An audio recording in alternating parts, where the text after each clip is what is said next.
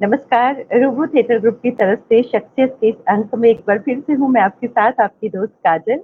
और आज जो शख्सियत हमारे साथ हैं, रंगमंच, टेलीविजन, सीरियल्स, फिल्में, आकाशवाणी के नाटक, इन सब से तो जुड़ी ही हैं, लेकिन बहुत अच्छी लेखिका भी हैं।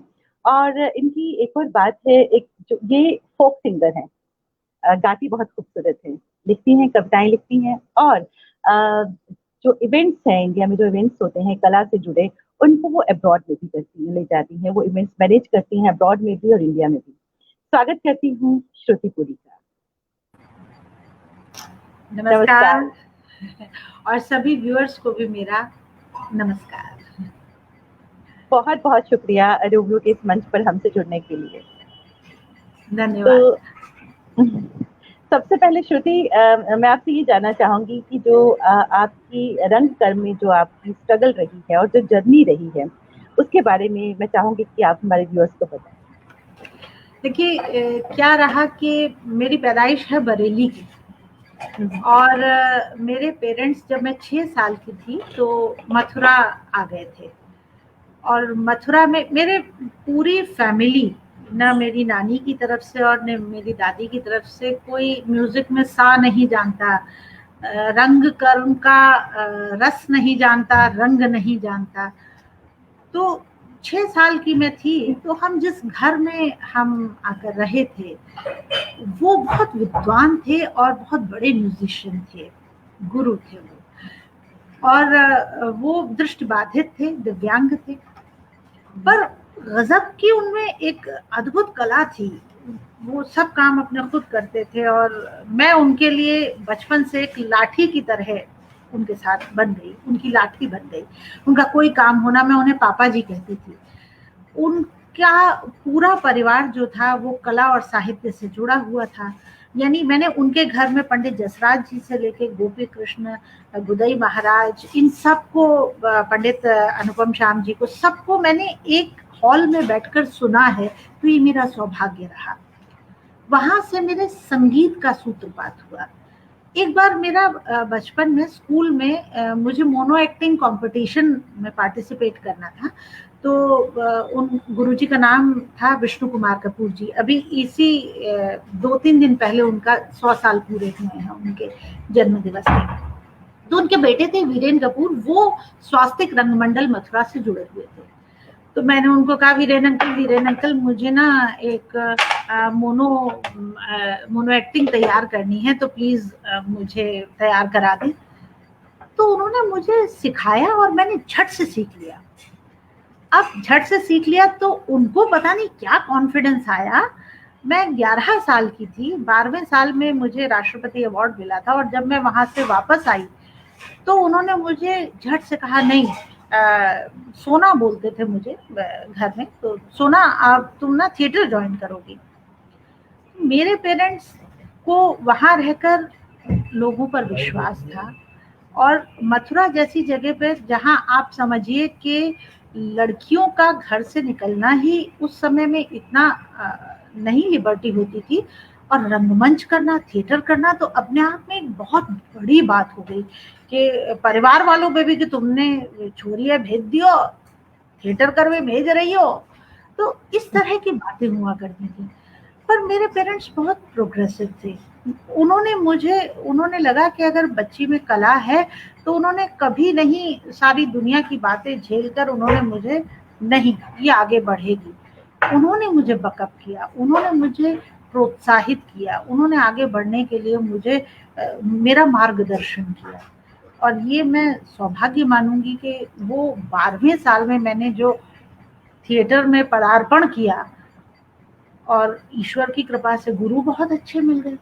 संदीपन विमलकांत नागर जी, जिनका कि मतलब दुनिया लोहा मानती है थिएटर में, उन्होंने बहुत सिखाया। उन्होंने प्रत्यक्ष और अप्रत्यक्ष तरीके से जितनी चीजों को मेरे अंदर डाल सकते थे, उन्होंने सिखाया। और मैंने उनको बहुत हद तक फॉलो किया। मुझे मतलब मैंने एक स्टेज आई कि जब मैंने बाल रंगमंच किया और मैंने खुद का प्ले डायरेक्ट किया, सितारा और कंसवर, 2 नाटक मैंने डायरेक्ट किए। तो जब लोग मुझे डायरेक्ट करते हुए देखते थे तो कहते थे, अरे ऐसा लगता है संदीपन भाई डायरेक्ट कर रहे हैं। तो होता है ना कि आप जब किसी को फॉलो करते हो तो बड़ी शिद्दत से फॉलो करते हो, तो वो मेरे अंदर, मुझे लगता था मैं ऐसी बनूं, मैं ऐसी बनूं। तो ये मेरे रंगमंच की जर्नी शुरू हुई। 11-12 साल से ही मैं आकाशवाणी में बाल कलाकार के रूप में जाया करती थी। वहां फिर चाइल्ड आर्टिस्ट के रूप में मुझे ड्रामा में लेने लग गए। वहां से फोक म्यूजिक का एक दौर चला और मैंने शायद ही कोई आकाशवाणी का स्टेशन छोड़ा होगा जहां मैंने म्यूजिक कॉन्सर्ट नहीं की होगी फोक की। क्या बात, क्या बात। और वो बचपन से ही। फिर 1991 में मैं अनाउंसर बनी, आकस्मिक उद्घोषक बनी। वहां से थिएटर चलता रहा। एमए किया। एमए करने के बाद मैंने दिल्ली ट्रांसफर ले लिया आकाशवाणी, क्योंकि कुछ आगे करने की तमन्ना थी। और इसी दौरान हम फोक के प्रोग्राम्स करने दूरदर्शन आया करते थे। तो जब मैं, मुझे याद है दूसरा तीसरा प्रोग्राम करने हम दिल्ली दूरदर्शन आए, तो पहले आपको याद होगा एक ही बिल्डिंग हुआ करती थी, एक तरफ दूरदर्शन था, एक तरफ आकाशवाणी थी। तो मैं वहां गेट पे खड़े होकर ऐसे कर रही हूँ, एक दिन मैं यहीं आऊंगी, एक दिन मैं यहीं आऊंगी। और ईश्वर ने मेरी सुनी और मैंने दिल्ली में आकर साहित्यिकी प्रोग्राम किया, डॉक्टर विवेकानंद झा। और वो प्रोग्राम मैंने कम से कम 10-12 साल किया।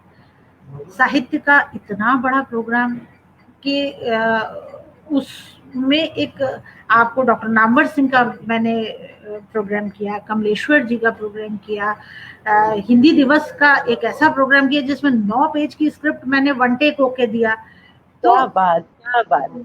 मतलब वो एक लैंडमार्क बनते चले गए ईश्वर की कृपा से, कन्हैया की कृपा ऐसी रही कि हम मार्ग खुलते चले गए। हाँ, दिक्कतें तो आती ही हैं, पर बस एक मेरे फादर ने कहा था कि भैया घबराना नहीं, नाक की सीध में चलते चले जाना, पीछे मुड़कर मत देखना, जो गलतियां हुई उनको भी पीछे छोड़ दो और आगे कदम बढ़ाओगे तो आगे बढ़ते चले जाओगे। बस उस बात को लेकर आकाशवाणी में काम शुरू किया। आकाशवाणी में भीम जी ने बड़ा भरोसा किया। उन्होंने आज सुबह इतना प्रेस्टिजियस प्रोग्राम हुआ करता था उस समय, पब्लिक ग्रीवेंसेस का, उन्होंने मुझे दे दिया झट से, बहुत सिखाया। और उससे ज्यादा कॉन्फिडेंस तब बढ़ा जब इलेक्शन होने वाले थे और मैम नौरीन नकवी मैम थी और उन्होंने मुझे कहा कि नहीं तुम फीचर बनाओगी। क्या बात। मेरे लिए एक कॉन्फिडेंस की बात थी कि परफेक्शनिस्ट थी वो, तो परफेक्शनिस्ट थी बहुत। और खुद बुलाकर वो वहां पर हमें, आज सुबह के लिए उन्हें टॉपिक्स बताने हुआ करते थे, तो अपने उनके ऑफिस में जाते थे हम और खुद बुलाकर सुनती थी वो बाकायदा। वहां पर मेल्ट्रॉन मशीन लगी हुई थी, उसको सुनती थी और ये बताती तुमने ये गलती की है, इसको एडिट करो, यहाँ लेवल ऊपर आ रहा है नीचे। मतलब इतना उनका वो था कि लगता था कि तो सुधार अपने आप होता चला गया इन बातों से। रंगमंच छूट गया शादी के बाद। फिर मैंने एक बार सोचा कि भाई ये रंगमंच तो वो नशा है जो छूटता नहीं है कभी, इसको, इससे मैं कैसे जुड़ी रहूं, क्या मैं करूं ऐसा। आकाशवाणी के ड्रामा किया करती थी, ड्रामा कॉन्सर्ट्स की हमने। यतीन चतुर्वेदी जी उस समय प्रोग्राम एग्जीक्यूटिव ऑफिसर हुआ करते थे मथुरा में। बहुत सारी कॉन्सर्ट्स, तुम कौन मैं खामखा ड्रामा हमने किया। तो एक ललक थी शादी के बाद, नहीं मुझे थिएटर तो अभी भी कैसे ना कैसे मुझे इससे जुड़ना है। पर जिम्मेदारियां आपको आपका फील्ड चेंज करा देती हैं। लेकिन मैंने उस फील्ड में भी मैंने इवेंट का काम स्टैब्लिश किया और इवेंट का काम स्टैब्लिश करने के बाद मैंने उसमें थिएटर को घुसाया। मैं जो सेट्स बनाती थी, जो स्टेज बनाती थी, जो एंकर टीम रखती थी, जितने एंकर्स रखती थी, उनको कुछ ना कुछ सिचुएशन ड्रामेटाइज करके देती थी कि नहीं तुम ऐसे प्रेजेंट करो, ऐसे बुलाओ आर्टिस्ट को, ऐसे इसको बुलाओ, ऐसे वो करो, कुछ ना कुछ। अभी हाल ही में हमने एक बहराइच में बहुत बड़ा इवेंट किया, बहुत, उसमें अनूप जलोटा जी और सुनील पॉल और बहुत सारे आर्टिस्ट बुलाए। वहां मैंने एक लाइव सेल्फी काउंटर दिया। तो ये सोच भी, पहली बार लोगों को लाइव सेल्फी काउंटर मिला। सेल्फी काउंटर में नॉर्मली क्या होता था है कि आप कोई एक ऑब्जेक्ट रख देते हैं, उसके पास आके अपना प्रॉपर्टीज उठा के लोग फोटो खिंचवाते हैं, खुश हो जाते हैं। लाइव सेल्फी काउंटर अपने आप में लोगों को लगा कि अरे ये तो कैरेक्टर्स हैं यहाँ पर, ये तो लड्डू गोपाल हैं, ये तो बांके बिहारी हैं, तो उनके साथ ये तो राधिका जी हैं, ये तो उनके साथ हमें वो करना पड़, ये तो मयूर हैं, इनके साथ हमें करना पड़ रहा है फोटो खिंचवा। तो लोग उसको पसंद किया लोगों ने, और ये सोच मुझे लगता है कि मुझे रंगमंच की देन है। रंगमंच बहुत कुछ सिखा देता है, बहुत कुछ सिखा देता है, जीवन जीने का सलीका सिखा देता है। यहाँ मैं ये आपसे जानना चाहूंगी, आपने नामवर सिंह जी की बात की, आपने कमलेश्वर जी की बात की, उनको सुनना, उनको पढ़ना तो एक बहुत ही बड़ी बात है, और दिग्गज लेजेंड रहे हैं, और आपने उनका साक्षात्कार किया, तो कैसा अनुभव रहा आपको उन दोनों से साक्षात्कार करना? डॉक्टर नामवर सिंह जी अलकनंदा में रहा करते थे, और उस समय वो थोड़े से अस्वस्थ थे, तो हमने वहीं जाकर उनका वो किया था। और मैं बहुत छोटी उम्र की थी तब, ये आज से बहुत साल पुरानी बात हो गई है। उस समय इतने बड़े व्यक्तित्व को इतनी सरलता से उन्होंने बात की। उन्होंने ये नहीं समझा कि छोटी सी बच्ची आई है मेरे से बात करने, उन्होंने उतनी ही गंभीरता से मेरे से बात की। और मैं भी, क्योंकि आप किसी बड़ी शख्सियत के पास जा रहे हो तो आप पूरी तैयारी से जाते हो, और ऊपर से डॉक्टर विवेकानंद जी ऐसे ऑफिसर के जो एक जरा सी गलती बर्दाश्त नहीं करते थे। तो आप समझ सकते हैं कि एक प्रेशर होता है दिमाग में, किस तरह से आपने संतुलित करके। पर उन्होंने इतना सहज किया मुझे, वहां पर बैठकर हमने कोई 45 मिनट उनसे बात करी, पर वो मेरा बहुत ही अच्छा अनुभव रहा। और मुझे पहली बार इस बात का आभास हुआ कि ऐसे ही नहीं कहावतें बनी कि जो जितना गहरा है उतना शांत है। क्या बात, बिल्कुल। और आपने अभी जिक्र किया कि आपको 12 साल की उम्र में राष्ट्रपति पुरस्कार मिला था, उसके बारे में जानना चाहें। ऐसा था कि मेरे जीवन में ना बहुत सारे फ्लिकर कहना चाहिए ना, बहुत बदलाव बहुत हुए। मैं क्रॉस कंट्री बहुत अच्छी किया करती थी, एथलीट बहुत अच्छी थी, स्कूल का और कॉलेज में कैप्टन रही, कबड्डी की, खो खो की, एथलेटिक्स की, नेशनल्स खेले, स्टेट कई बार खेले। तो मेरे को एनसीसी में दाखिला मिल गया, और एनसीसी में लॉन्ग रेसेस हुआ करती थी। क्रॉस कंट्री जो होती थी वो 2.5 से 3 किलोमीटर की क्रॉस कंट्री होती थी। अब हम तो एथलीट थे और वजन बहुत हल्का फुल्का हुआ करता था, ऐसा लगता था हवा में ही उड़ जाएंगे।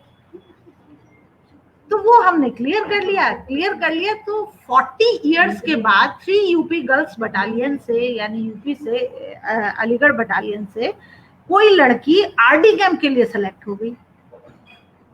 आरडी कैंप के लिए 26 जनवरी की जो परेड होती है, अब आरडी कैंप के लिए सेलेक्ट होना तो एक बहुत ही बड़े गर्व की बात, और वो भी 39 इयर्स के बाद, 40 इयर्स के बाद कोई लड़की का सिलेक्शन हुआ।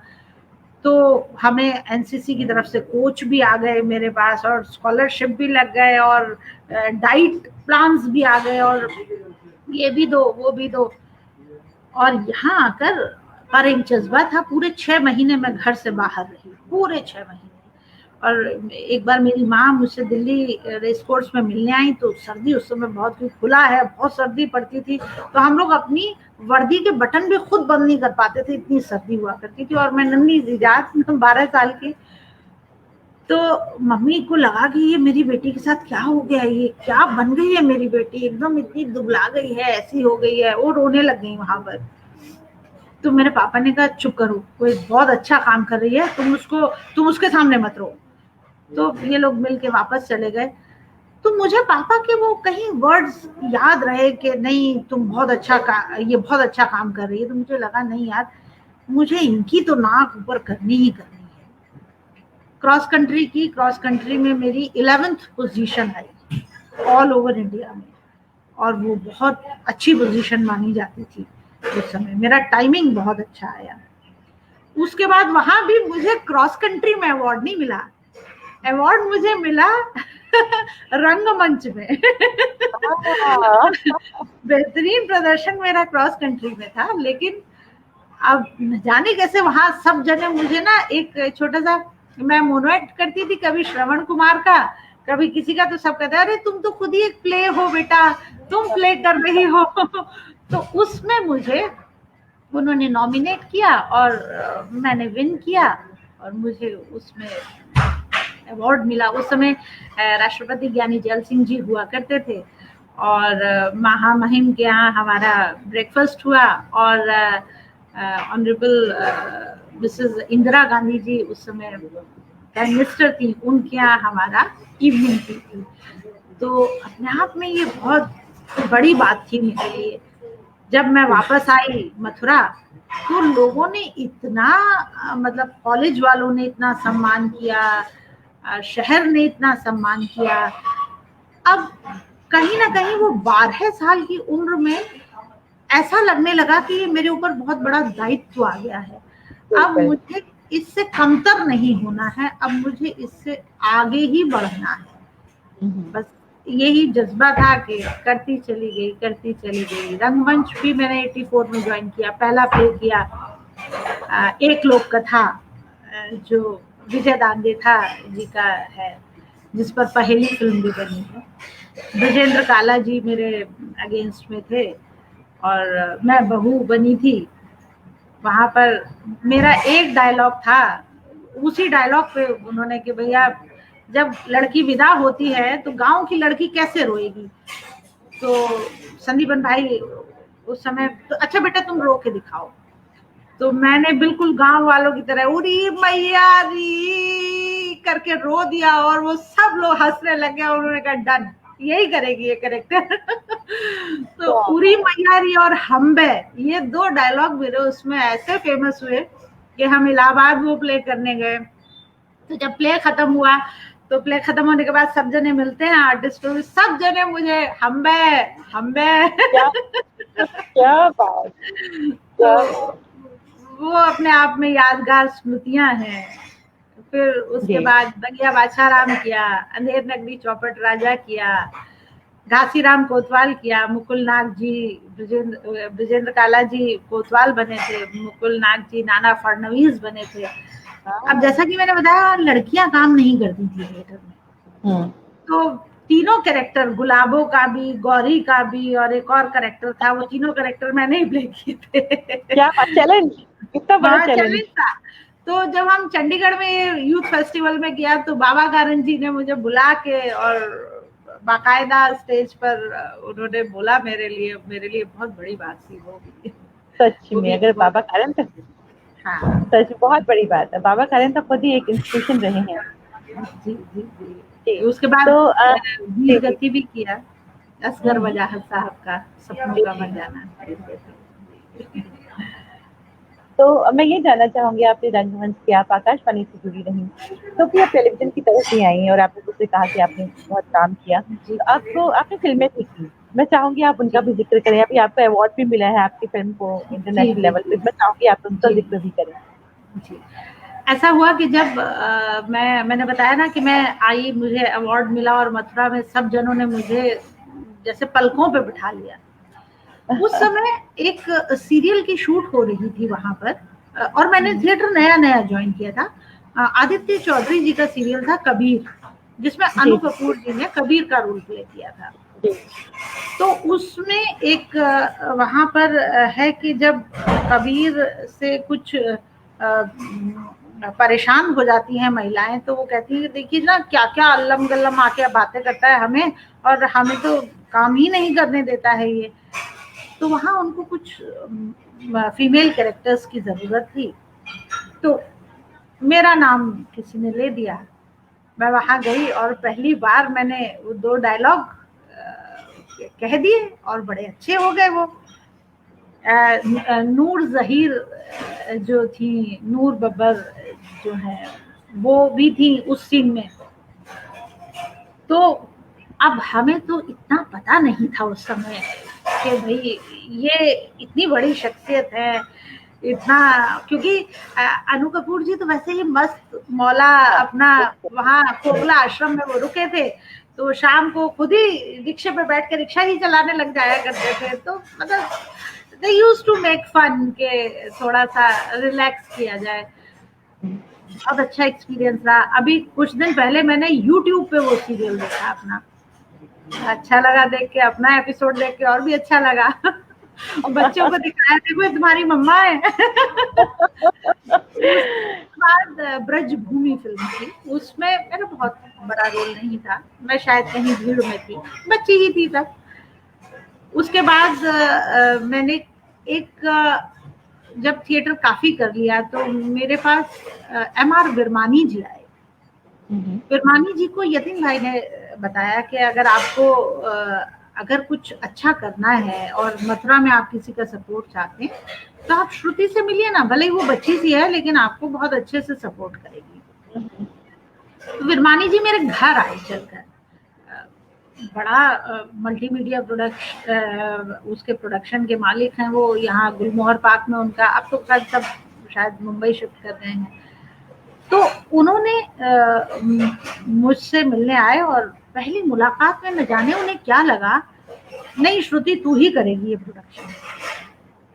उनकी फिल्म थी, उसमें जाकिर थे, कनुप्रिया थी। जाकिर बहुत बड़े आर्टिस्ट हैं, अब तो शायद वो मुझे पहचान, मैं वो मंगल बने थे, मैं उनकी पत्नी का कैरेक्टर मैंने किया था, और कनुप्रिया ने दूसरा कैरेक्टर किया था जिस पर विल मंगल आसक्त हो जाते हैं। विल मंगल भी सूरदास जी का ही एक वो है। तो वो जब हम गए, वो मेरा एक्सपीरियंस इतना अच्छा रहा।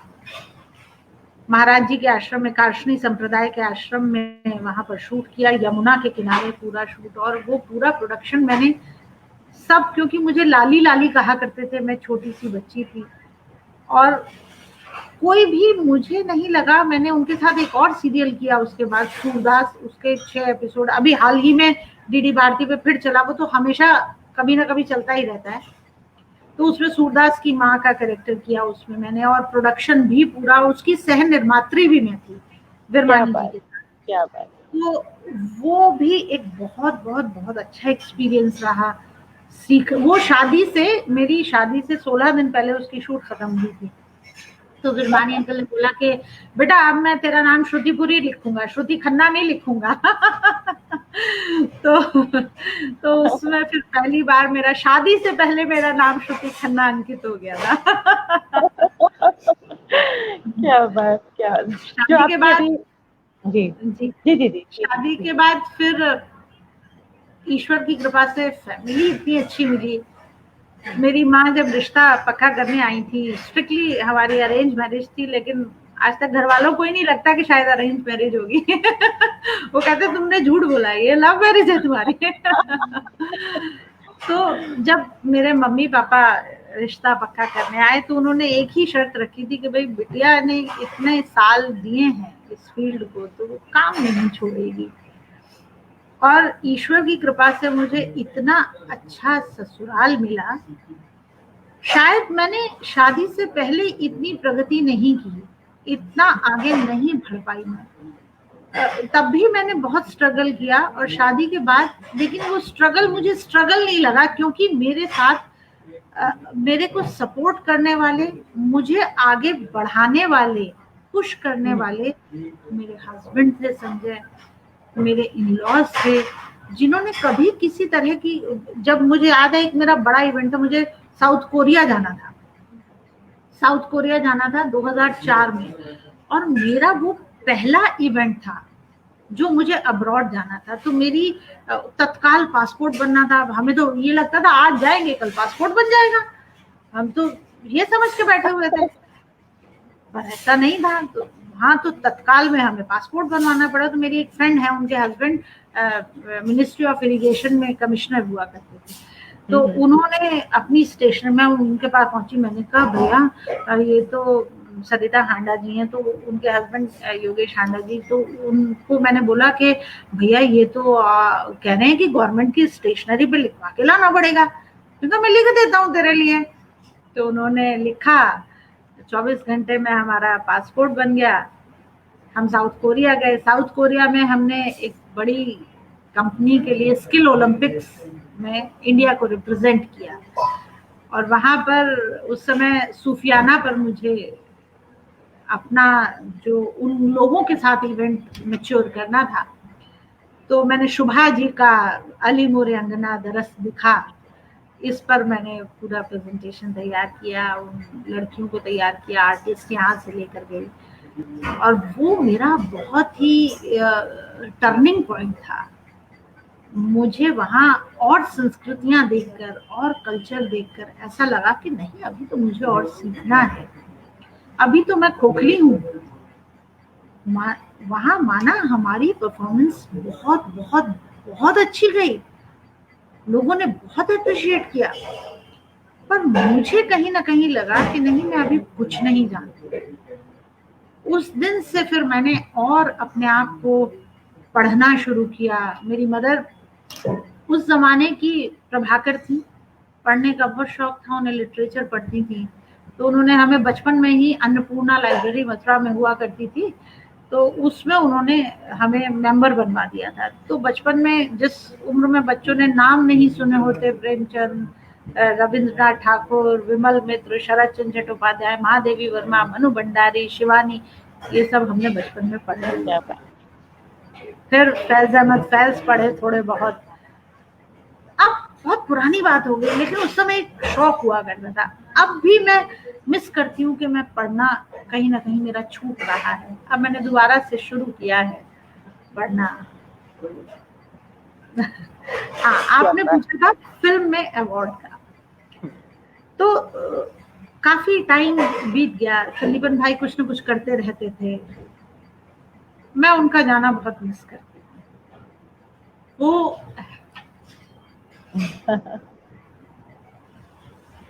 वो हफ्ते में 1-2 बार हमें कॉल जरूर करते थे। रंगमंच के लिए एक बहुत बड़ा, एक जो क्षति कहते हैं ना, संदीपन जी का जाना एक बहुत बड़ा, तो जिसकी जगह कोई नहीं बन सकता, उनका जाना ऐसे ही रहा। तो उन्होंने मुझे कहा, लाली लाली बोला करते थे वो भी मुझे, कि लाली एक ना स्क्रिप्ट पे काम कर रहा हूँ और तो को आना है, बस इतना। हाँ, आ जाऊंगी मैं। उनका तो बुलाना हमें खुशी ऐसी होती थी कि पता नहीं क्या उन्होंने क्या कह दिया, जीवन की सबसे बड़ी खुशी मिल गई कि मुझे मथुरा जाना पड़ा, वो भी संदीपन भाई के काम के लिए। भाग के गए हम, तो उन्होंने मुझे मोबाइल पे ही स्क्रिप्ट भेज दी थी। वो कैरेक्टर मेरे अगेंस्ट में, मेरे बहुत अच्छे, कहना चाहिए वो भी मेरे बहुत अच्छे सपोर्टर रहे, उन्होंने मुझे बहुत सिखाया।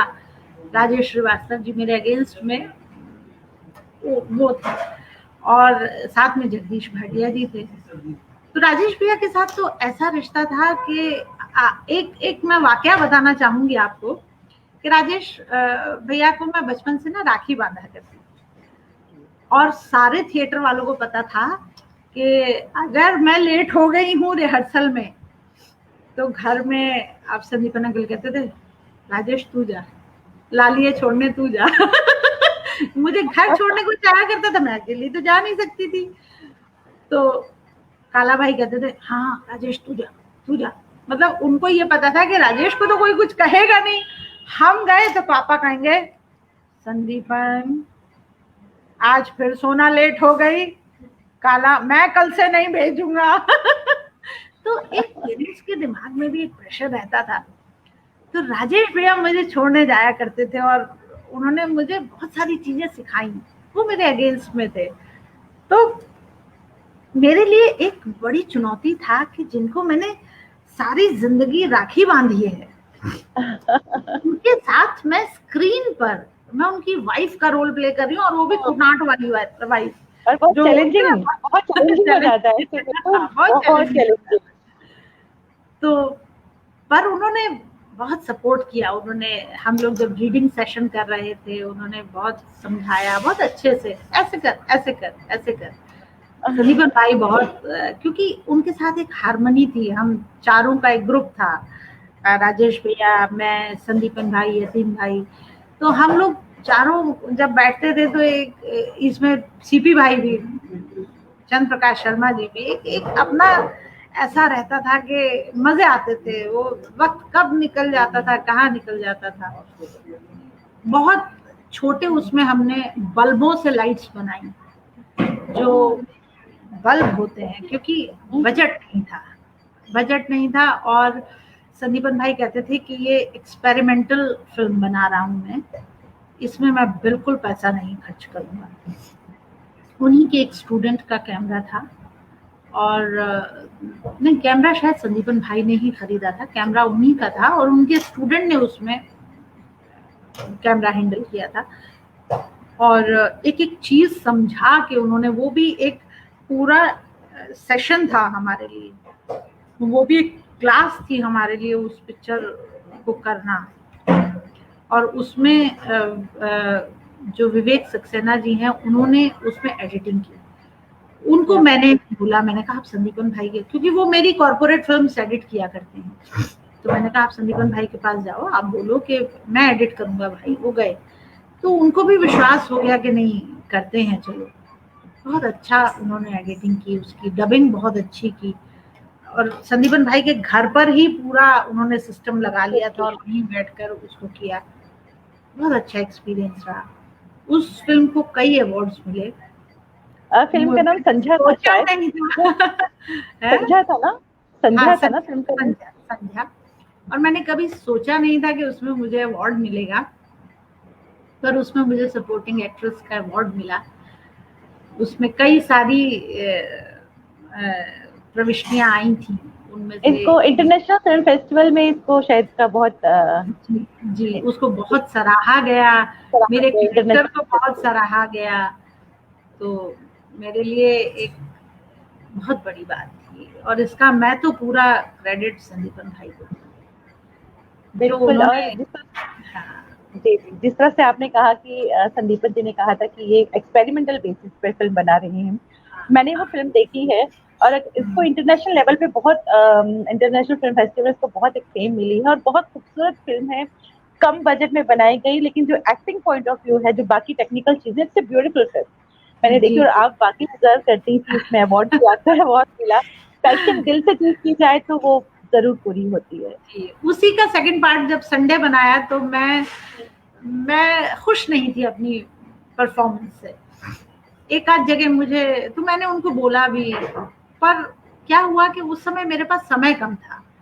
वो जब हम शूट कर रहे थे तो वहां पर थोड़ा सा मेरे को वापसी आना था, मेरी ट्रेन थी और मुझे ट्रेन पकड़नी थी, और लाइट चली गई थी। तो मैंने बताया ना कि हम ये एक्सपेरिमेंटल फिल्म है संडे, और पर संडे में मेरी भूमिका को यतीन भाई ने बहुत अच्छे से कवर कर दिया, क्योंकि वो पूरी फिल्म यतीन भाई के इर्द गिर्द घूम रही है, और यतीन भाई ने इतना पावरफुल काम किया है उसमें कि वो कहीं ना कहीं, कहते हैं ना कि स्क्रीन पर अगर बिग बी हैं तो कोई और दिखाई नहीं देता, तो जब यतीन भाई हैं तो कोई और दिखाई नहीं देता उस पर।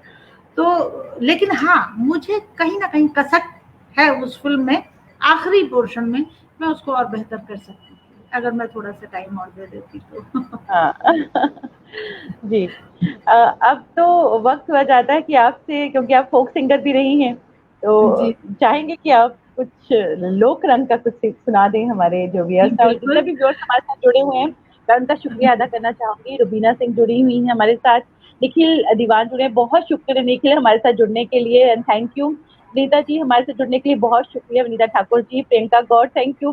This is western UP accent, जो भी आपने भाषा बोली तो ब्रज की भाषा इन्होंने लिखा, वेस्टर्न यूपी एक्सेंट इन्होंने लिखा है। बलवंत जी बहुत बहुत शुक्रिया, हार्टफेल्ट थैंक्स हमारे साथ यहाँ जुड़ने के लिए, बहुत सपोर्ट है, थैंक यू। संगीता जी हमारे साथ जुड़ी है, सल्ला जी बहुत शुक्रिया, सुधा जी बहुत शुक्रिया, सरिता हांडा, सुनीता जी बहुत शुक्रिया, मधु जैन, रमेश पाल जी हमारे साथ जुड़े हुए हैं, बहुत सारे हमारे साथ व्यूअर्स जुड़े हैं, सभी का मैं तहे दिल से शुक्रिया करती हूँ। गीतिका खोसला हमारे साथ जुड़ी हुई हैं, कमल गुप्ता हमारे साथ जुड़े हुए हैं, बहुत शुक्रिया कमल। शैली राज हमारे साथ जुड़े हुए हैं, पूजा नंदनी हमारे साथ जुड़ी हुई है, डॉली दत्ता, रमेश जी, रबीना सिंह, अर्चना जी, बहुत शुक्रिया अर्चना प्रभाकर जी हमारे साथ जुड़ने के लिए। करणवीर शर्मा हमारे साथ जुड़े हुए हैं, प्रतिष्ठा प्रकृति क्लासेस, रेणु गुप्ता, रीबा सिंह, बहुत बहुत शुक्रिया सभी का हमारे साथ जुड़ने के लिए। हम ये एक प्रोत्साहन होता है जब हम बात करते हैं, जितने भी व्यूअर्स, जैसे हम जब स्टेज पे हम एक्ट करते हैं, जितना भी अच्छा प्ले हो, लेकिन हमें दर्शकों की भूख होती है। एक रंगकर्मी को हमेशा ये भूख रहती है कि हमारे दर्शक, हमारे साथ हमें कुछ ना मिले, हमारे साथ दर्शक जुड़े, हमारे हमारे ऑडियंस, और हम दिल से परफॉर्म करेंगे। वही चीज हमारे यहाँ पे भी होती है, क्योंकि हम लाइव परफॉर्मेंस करने वाले हैं, हम थिएटर से जुड़े हुए हैं, और हमारे साथ जो हमारे दर्शक होते हैं वो हमारी जान, जिसे कहें, हमारे प्रोग्राम की जान होती है। आप क्या कहेंगी? मुझे लगता है आप इस बात कह रहे हैं, एक में खून दुगना हो जाता है, और हम जैसे लोग जो 2 सांस में 2 किलो बढ़ा लेते हैं, तो हमारा तो वैसे ही वजन और बढ़ जाता है। बिल्कुल बिल्कुल, और मैंने बिल्कुल सही कहा कि हमारे दर्शक हमारी जान होते हैं, किसी भी प्रोग्राम की, चाहे आप स्टेज पे नाटक कर रहे हो या मेरी तरफ से भी तहे दिल से धन्यवाद सभी का जो आज हमारे इस लाइव सेशन को देख रहे हैं। और जिनके नाम रह गए, शायद जिनके नाम मैं नहीं बोल पाई, उनसे माफी चाहूंगी कि जिनके नाम कहीं, क्योंकि हम इस पे डिजिटल प्लेटफॉर्म है, कहीं पर हमारे साथ, हमारे सामने, आंखों के सामने से नाम मिस हो जाते हैं, तो उसके लिए मैं स्किप हो जाते हैं। तो अब वक्त है एक लोक रंग का। लोक रंग के बारे में भी थोड़ा सा बताऊं कि मैं एक पंजाबी फैमिली की बिटिया, जहाँ पंजाबी बोली जाती है, और मैंने बताया कि मेरी परिवार की पृष्ठभूमि में कोई सा नहीं जानता था, कोई रंगमंच का रस नहीं जानता था, रंग नहीं जानता था, कुछ नहीं जानते थे। अब मैं ब्रज में पली बड़ी हुई, ब्रज भाषा को आत्मसात किया, मतलब ब्रज भाषा के साथ ही बड़ी हुई, और अभी तो फिलहाल दूरदर्शन में कमेंट्री कर रही हूँ मैं, मुझे 9-10 साल हो गया, और ब्रज भाषा में अभी जन्माष्टमी पे बहुत तारीफ मिली है जो आपने कमेंट्री की, उसके बारे में भी मैं आपसे बात करूंगी, लेकिन लोक रंग के बारे में। जी, तो मैंने आपको बताया बचपन में हमारे जो फोक के गुरु थे रमेश रावत जी, तो उन्होंने एक दिन, क्योंकि जब 84 में मैं सबकी निगाहों में आई, तो उन्होंने कहा, अरे ये तो डांस बहुत अच्छा करती है। तो मैं डांस करती थी, मैं कथक सीख रही थी, और मेरा नृत्य में मेरा अपना एक अच्छा एक्सप्रेशन को लेकर बड़ा अच्छा वो था। तो बचपन में तो आपको पता ही है, जहां मंच मिल जाए वहीं शुरू हो जाओ, वहां अपना कर्तव्य दिखाओ। तो उन्होंने मुझे पहचाना, उन्होंने मुझे सिखाया, उन्होंने कहा तू गाना भी सीख। क्लासिकल में सीख ही रही थी, तो मेरे लिए फोक, लेकिन फोक जो है बिल्कुल एक अलग विधा है। उसमें क्योंकि जो लोकगीत हैं वो लोक अभिव्यक्ति है, और उसका वो देश काल परिस्थिति और लोक अभिव्यक्ति का सबसे सशक्त माध्यम है। लोकगीत उस समय लिखे भी जा रहे थे, और जो पुराने पारंपरिक लोकगीत थे वो परफॉर्म भी किए जा रहे थे। यहाँ आपके सामने एक सावन ब्रज का बड़ा मशहूर है, क्योंकि सावन में कहते हैं कि सारे देवी देवता ब्रज में आकर निवास करते हैं, और सावन में मल्हार गाया जाता है। मल्हार के भी कई अंग हैं, वियोग का मल्हार है, मनिरा है, संयोग श्रृंगार है। तो मैं आपको एक छोटा सा गा के सुनाती हूँ। वियोग का मल्हार है, और ये वियोग का मल्हार का प्रसंग ये है कि जब कृष्ण ब्रज को छोड़कर चले गए थे, और उन्होंने गोपियों को समझाने के लिए उद्धव को भेजा, तो उद्धव ने अपना ज्ञान बांटा और सोचा कि शायद अब इनसे इनकी क्षुधा शांत हो जाएगी। पर गोपियां तो गोपियां थी, वो कहाँ उद्धव की सुनने वाली, वो तो भैया कृष्ण को चाहती थी, सारे उनकी कलाएं सारी तो गोपियां में भी थी। तो उन्होंने कहा तुम कुछ मत करो, तुम जो हम अपना हाल बता रहे हैं ना, वो तुम जाके कृष्ण को सुना देना, वो समझ जाएंगे कि हमारा क्या हाल है। तो पारंपरिक धुन है, उस पर मैं सुनाती हूँ आपको। जब ते गए हैं मोहन छोड़ के,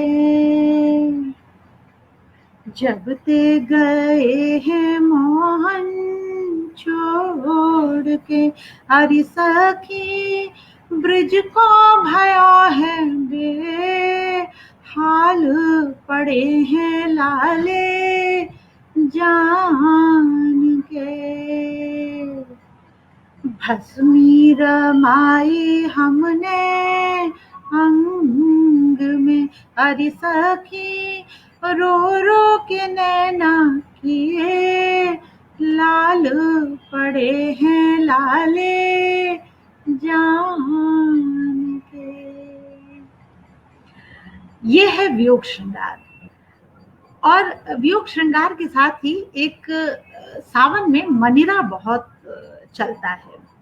मनिरा क्या है कि कृष्ण मनिरा का चूड़ी पहनाने वाले का भेष बनाकर आते हैं, और इस पर कई कई लोकगीत हैं, कई लोकगीत हैं इस प्रसंग पर। तो एक जो ब्रजबाला है वो गा रही है, मैं आपको सुनाती हूँ। वो हर रंग की चूड़ी के लिए मनिरा को कह रही है। अलिन गलिन मनिरा फिरे, अलिन गलिन मनिरा फिरे, अरे बीबी मनिरा कुले उबो लाए चूड़ो तो मेरी जान चूड़े पे तज दो, प्राण चूड़ो तो हाथी दांत को, कूदी जंगाली रे मनिरा ना पहरूं, कूदी जंगाली रे मनिरा ना पहरूं, अरे मनिरा उदे मेरे राजा जी के दांत, महाराजा जी के दांत चूड़ो तो मेरी जान चूड़े पे तज दो, प्राण चूड़ो तो हाथी दांत को। बहुत ही खूबसूरत। तो ये मनिरा प्रसंग है जिसमें वो कह रही है कि सफेद जंगाली नहीं पहनूंगी, मैं सफेद चूड़ी नहीं पहनूंगी, क्योंकि सफेद तो मेरे राजा जी के दांत हैं। तो ये मनिरा बहुत खूबसूरत। लोग तो थिएटर और लोक की अगर बात करें, लोक रंग की बात करें हम, तो क्या कहेंगे आप? इतना खूबसूरत सुनने के बाद तो रंगमंच पे मैं फिर से पहुंची और की बात कर रही हूँ। मैं अब आपको बताती हूँ कि संदीपन भाई ने ब्रज भाषा रंगमंच को बढ़ावा दिया। जिस जमाने में जो रीजनल लैंग्वेज में थिएटर को इतनी एक्सेप्टेंस नहीं थी थिएटर की, उस समय में उन्होंने ब्रज भाषा को एक बिल्कुल सशक्त माध्यम के रूप में प्रस्तुत किया लोगों के सामने। उनके जैसे मैंने आपसे एक लोक कथा की ही बात की थी, जो मेरा पहला प्ले था, तो उसमें जब जो कलुआ है वो छोड़कर, सेठ का जो बेटा है जब छोड़कर जा रहा है, क्योंकि भूत ऐसा माया जाल बनाता है कि वो कलुआ को छोड़ के जाना पड़ता है, और एक दिन हुआ है उस लड़की की शादी को आए हुए, तो वो वहां पर एक बहुत बहुत ही सुंदर सा उन्होंने गीत यूज किया था कि दूर देश चल पिया मैं थाड़ी थाड़ी बाट जोऊंगी, दूर देश चल रे पिया मैं थाड़ी थाड़ी बाट जोऊंगी, अभी न छूटी हाथ की मेहंदी, अभी न छूटा काजल रे, अभी न उतरी माथे की मेहंदी, अभी न खन की पायल रे, दूर देश चल पिया। तो वो छोटी छोटी ना ब्रज भाषा के गीत बनाकर संदीपन भाई रंगमंच में प्रयोग किया करते थे। ऐसे ही घासीराम कोतवाल में एक बहुत ही अच्छा उन्होंने यूज किया था गाना। मैं आपको बताऊं कि जब नाना से शादी होती है गौरी की, तो गौरी गाती हैं, मर जइयो मेरे बैरी बाप बिटरिया, ब्याह दई तने चाकर को। तो उनका जो ब्रज भाषा में प्रयोग था वो इतना सटीक था, क्योंकि ब्रज भाषा सबसे ज्यादा ग्राह्य है, वो हिंदी के बहुत करीब है। हिंदी ब्रजभाषा से जन्म ली है, तो वो इतना ग्राह्य है, लोग आसानी से समझ लेते हैं। इसलिए मुझे लगता है कि ये भी एक बहुत बड़ा कारण था कि ब्रजभाषा थिएटर को, ब्रजभाषा की फिल्मों को हमने ब्रज का बिरजू किया। वो फीचर फिल्म थी, सिद्धार्थ नागर की फिल्म थी ब्रज का बिरजू, बड़ी अच्छी सक्सेसफुल फिल्म रही वो, उसको लोगों ने बहुत सराहा इस फिल्म को। ब्रजभाषा का प्रयोग मुझे लगता है रंगमंच में और संस्कृति में, साहित्य में उसको समृद्ध ही करता है। क्या बात, बहुत ही खूबसूरत और इतनी मेस्मराइजिंग आवाज, बिल्कुल लग रहा है कि हम फोक के जरिए बस वहीं पहुंच गए हैं, और इतना नॉस्टैल्जिक, बहुत ही खूबसूरत, बहुत ही खूबसूरत। और फोक जो है वो तो हमारी धरोहर है, चाहे कहीं का भी फोक हो, उसको जिंदा रखना बहुत जरूरी है। लोक रंगमंच ब्रज की जी जी जी लोक रंगमंच को जिंदा रखना हम सबका एक बहुत बड़ा फर्ज है, और हमको इसको करना चाहिए। हम किसी भी स्टेट से बिलोंग करें, लेकिन लोक रंगमंच को हमें नहीं मरने देना चाहिए। मैं ब्रज के बारे में आपको बताऊं, ब्रज का लोक साहित्य इतना समृद्ध है। जिस साहित्य में, जिस भाषा में लोग शायद ऐसी ऐसी बातों पर, ब्रज के संस्कार गीत, वहाँ मृत्यु तक का संस्कार गीत है। वहां पर मैंने एक परिचर्चा की थी आकाशवाणी में ही, और क्योंकि मुझे इस तरह के टॉपिक्स पर चर्चा करना बड़ा अच्छा लगता है। बोलंत हेला बचनंत गाली, मतलब गारी भी वहां पर ब्रज में जो है। अब देखिए, ये मनोवृत्ति है, गारी तो मनोवृत्ति पर निर्भर करती है ना। अब साला किसी के लिए गारी भी हो सकती है, किसी के लिए रिश्ता भी हो सकता है।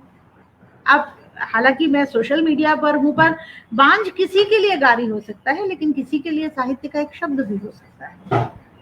तो ये आप किस कंटेक्स्ट में गारी यूज कर रहे हैं, और ब्रज में तो गारी के बिना बात ही नहीं है। जहाँ पाती पिया की परोसी पढ़े, जहाँ गारी बिना कछु बात नहीं, मन मैल नहीं है दुराव नहीं, नहीं दम्भ है पीठ पे घात नहीं। जहाँ खेलन में न गुसाई को रंग, झेलन में सकुचात नहीं है, और जहाँ सांवरे को रंग है, सो चढ़ो रंग दूसरो और सुहात नहीं है। वाह, क्या बात है, क्या बात है, इतना खूबसूरत, जो बिल्कुल दिल तक पहुंच गया। वाकई मोहब्बत और अपनेपन से भरा हुआ जो आपने बोला है ना, ये हम तक पहुंच गया। ये बहुत खूबसूरत श्रुति, बहुत खूबसूरत। हमारे साथ हमारे रंगकर्मी हैं रूबरू के, तो वो आपसे कुछ पूछना चाहेंगे। जी बिल्कुल बिल्कुल रितु जी। मल्टी टैलेंटेड श्रुति जी को प्यार भरा नमस्कार। नमस्कार रितु, आप बहुत खूबसूरत लग रही हैं रूबरू के मंच पर, और अच्छी आपसे कम, आपसे बहुत कम। काजल जी इतनी खूबसूरत बगल में बैठी हैं। हाँ, मतलब ये तो त्रिदेवियां हो गई फिर खूबसूरत वाली। हाँ बिल्कुल। बहुत अच्छा लग रहा है, आपको सुन रहे हैं इतनी देर से, मन कर रहा है सुनते ही जाएं, सुनते ही जाएं और सुनते ही जाएं। मेरे एक मन की चाह है, मेरी एक मन की चाह मन में ही रह गई। मुझे म्यूजिक बहुत पसंद है और सिंगिंग का शौक भी है, लेकिन वो लगता है वक्त निकल गया। मैं यही प्रश्न मेरा यही है कि मेरे जैसे और भी लोग हैं जो यही बात बोलते हैं, तो क्या हम लोग अभी कुछ सीख सकते हैं? किस तरह से सीख सकते हैं? क्योंकि ये एक अंदर की, कहते हैं ना, जो दुखती रग है मेरी, या ये वो है, इसके बारे में आप कुछ बताइए। देखो रितु, सबसे पहले तो मैं बता दूं कि सीखने की कोई उम्र ही नहीं होती। जैसे कलाकार हमेशा जवान रहता है ना, ऐसे ही सीखने की भी कोई उम्र नहीं रहती। कलाकार 90 साल का भी होगा। अभी देखिए आपने गुलाबो सिताबों में क्या गजब बेगम का किरदार निभाया है। तो कलाकार हमेशा जवान रहता है, ऐसे ही सीखने की भी कभी कोई उम्र नहीं होती। मैं आज भी सीखने के प्रोसेस में हूँ। मैं आपसे भी कुछ सीख सकती हूँ, मैं काजल जी से तो मैं बहुत कुछ सीखती हूँ। और मेरे अपने स्टूडेंट्स जो हैं, वरुण हैं, गीतिका हैं, कुमार हैं, इनसे न जाने, अंश हैं, इनसे न जाने मैंने दिन भर में कितनी बातें सीखती हूँ। एक अभी मैं सेशन ले रही हूँ, नर्चर रूट्स करके एक है, उसमें शिखा और रुचि हैं, वो मुझसे सेशन लेती है, पर मैं न जाने दिन में उनसे कितनी बातें सीख लेती हूँ। और म्यूजिक के लिए मैं आपको बताऊं, अगर हम बोल सकते हैं नाद पर, अभी मैंने अखिलेंद्र जी का सुना था, उन्होंने नाद पर क्या बोला था, उन्होंने नाद पर, तो म्यूजिक भी तो नाद ही है। आंदोलन से ध्वनि, ध्वनि से नाद जी। और जब हम बोल रहे हैं, जब हम कंठ से निकाल रहे हैं आवाज, तो हम गा भी सकते हैं। जब सरस्वती हमारे कंठ में है तो ऐसा नहीं है कि हम अभ्यास करें और गा ना सकें। हाँ, वो बात अलग है कि हम उस्तादों वाला नहीं गा सकते, वो खून में होता है जी, वो नसों में बहता है जी, वो नहीं गा सकते, लेकिन अपनी आत्मानुभूति, आत्म संतुष्टि के लिए तो हम बहुत अच्छा गा सकते हैं। उसके सीखने की कोई जरूरत नहीं है। जी। क्या बात। बहुत बहुत अच्छी बातें आप बोल रही हैं और बहुत कुछ सीख रहे हैं हम आपसे। बहुत बहुत धन्यवाद। Thank you. और कौन है हमारे साथ? पंकज जी, पंकज आते। नमस्कार मैम। नमस्कार पंकज, कैसे हैं आप? बिल्कुल ठीक मैम, आप बताइए आप कैसे हैं? मैं बहुत अच्छी। आपको सुनकर ऐसा लग रहा है कि जैसे क्या नाम है, कला का पूरा संसार बैठा है हमारे सामने और उनको सुन रहे हैं। बाय गॉड, बहुत मजा आ रहा है, बहुत कुछ सीखने को मिला। तो आप कवित्री भी हैं, तो मैं एक पोयम सुनना कवियत्री चाहूंगा। नहीं हूँ, कवियत्री तो नहीं हूँ, हाँ मन के भाव उकेर देती हूँ कभी पन्नों पर। और कवियत्री होने के लिए तो एक शिल्प भी चाहिए ना। जो कविता का क्राफ्ट जो है वो मेरा कहीं मुझे लगता है कच्चा है, लेकिन हाँ भाव है वो मैं और कुछ श्रुति जी, मैं ये जरूर कहना चाहूंगी, अगर आप दिल से कुछ लिखते हैं ना और भाव के साथ लिखते हैं तो फिर किसी शिल्प की जरूरत नहीं पड़ती, फिर किसी भी शिल्प की जरूरत नहीं पड़ती। ये ऊपर होता है, भाव ऊपर है हमेशा। तो मैंने कुछ पंक्तियां लिखी थी कि राज मेरी आंखों के राज रह गए। यहाँ रह गए का मतलब नहीं वाला बात है कि राज मेरी आंखों के राज रह गए, लफ्जों में बन सके ना वो जज्बात रह गए। राज मेरी आंखों के राज रह गए, लफ्जों में बन सके ना वो जज्बात रह गए। दिल की गिरह कभी खुलती कभी उलझ जाती थी, दिल की गिरह कभी खुलती कभी उलझ जाती थी, जो हल कभी ना हो सके वो सवालात रह गए। चाहत कहीं तुम में कहीं हम में छुपी रही, चाहत कहीं तुम में कभी कहीं हम में छुपी रही। दस्तक तो दिल ने दी पर जुबां सिली रही, दस्तक तो दिल ने दी पर जुबां सिली रही। चाहा कई बार रोकें आवाज दें तुम्हें, पहलू में फिर बिठा सकें वो हालात रह गए। राज मेरी आंखों के राज रह गए। क्या बात, बहुत खूबसूरत जी पंकज। बहुत खूबसूरत, बहुत खूबसूरत। आपके लिए मैं इतना कहूंगा कि जब कलम उठती है तो शब्द हजार लिखते हैं, जब कलम उठती है तो शब्द हजार लिखते हैं और एक एक शब्द में पूरा संसार लिखते हैं। क्या बात। और मैं आपको बता दूं, पंकज खुद बहुत अच्छा लिखते हैं, रंगकर्मी तो है ही लेकिन लिखते भी बहुत अच्छा है। वो उन्होंने इन दो पंक्तियों में अपना हस्ताक्षर छोड़ दिया है। बहुत शुक्रिया। Thank you. मैं आपसे आभा जी, आभा आओ, माइक ऑफ है, माइक ऑफ है आपका। आभा म्यूट है आप, और आई थिंक वीडियो भी जी जी। मैं आपसे कोई सवाल तो नहीं पूछूंगी, पर क्योंकि आप इतना खूबसूरत गा रही हैं, मैं चाहती हूँ अगर आप थोड़ा सा और हमें सुना दें। अच्छा।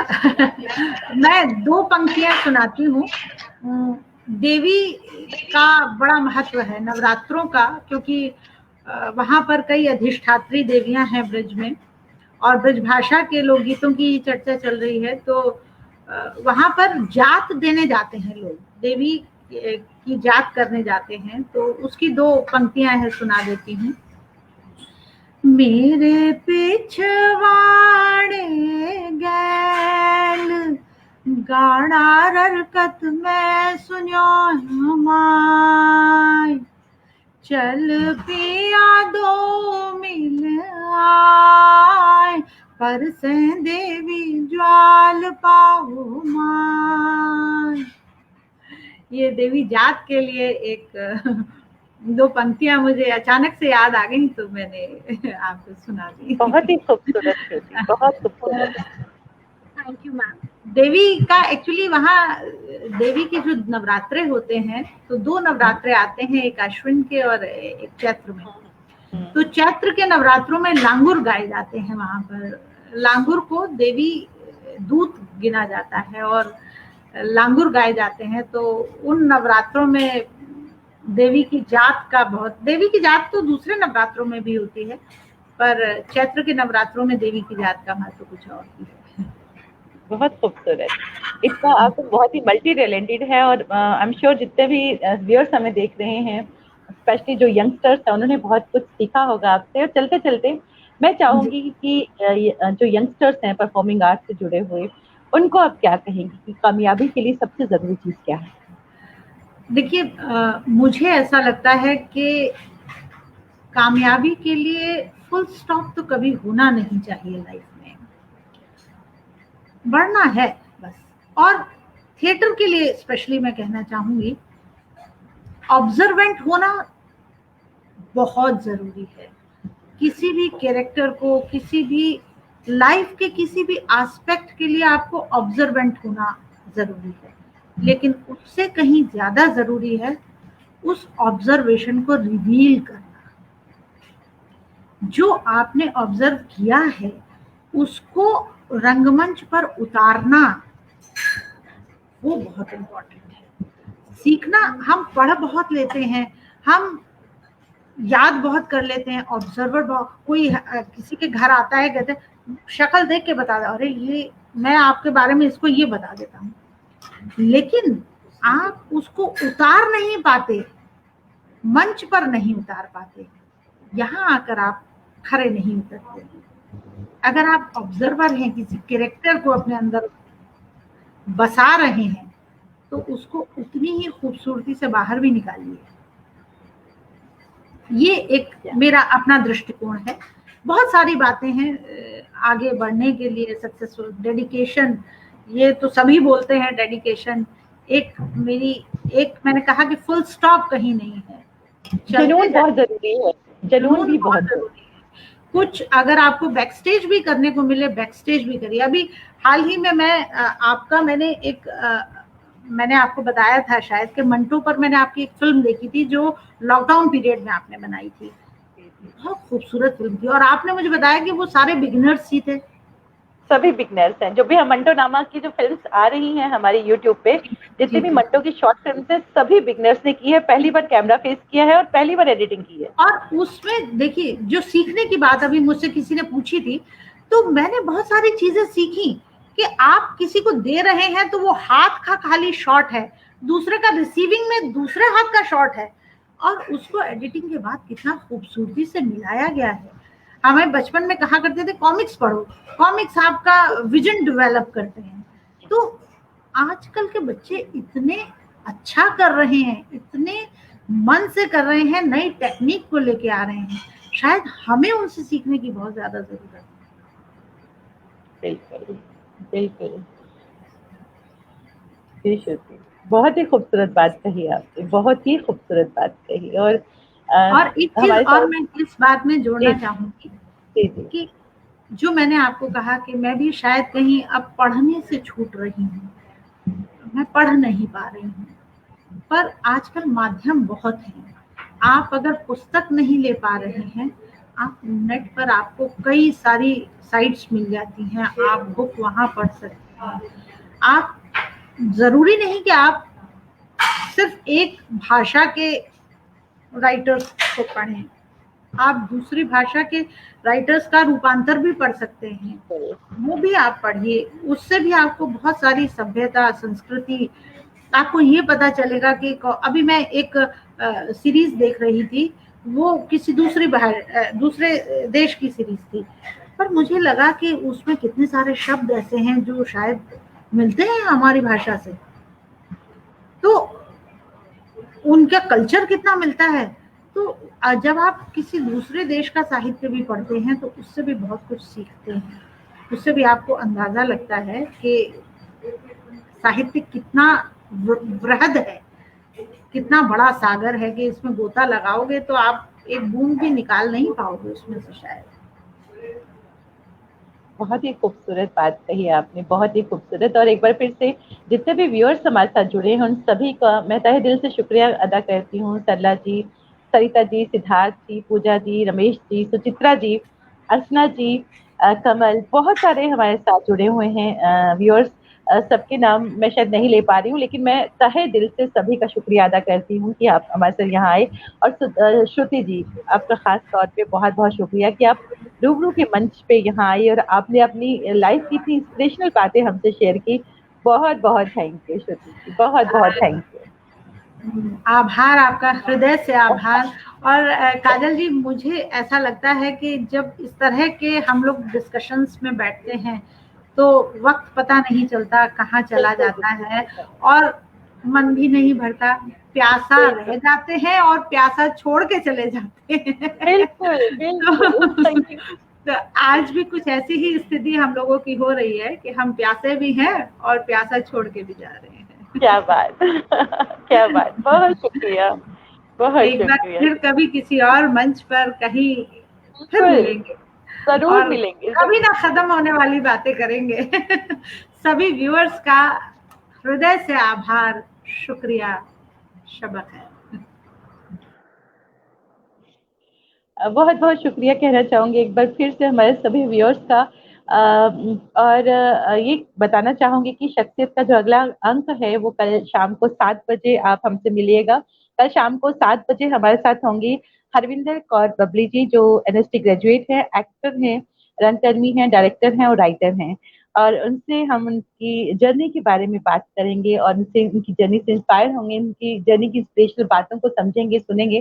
तो कल शाम को 7 बजे शख्सियत के अंक में फिर से हमारे साथ रहिएगा हमें प्रोत्साहन देने के लिए। आप सभी का तहे दिल से बहुत बहुत शुक्रिया। मिलते हैं कल शाम 7 बजे एक बार फिर से शख्सियत के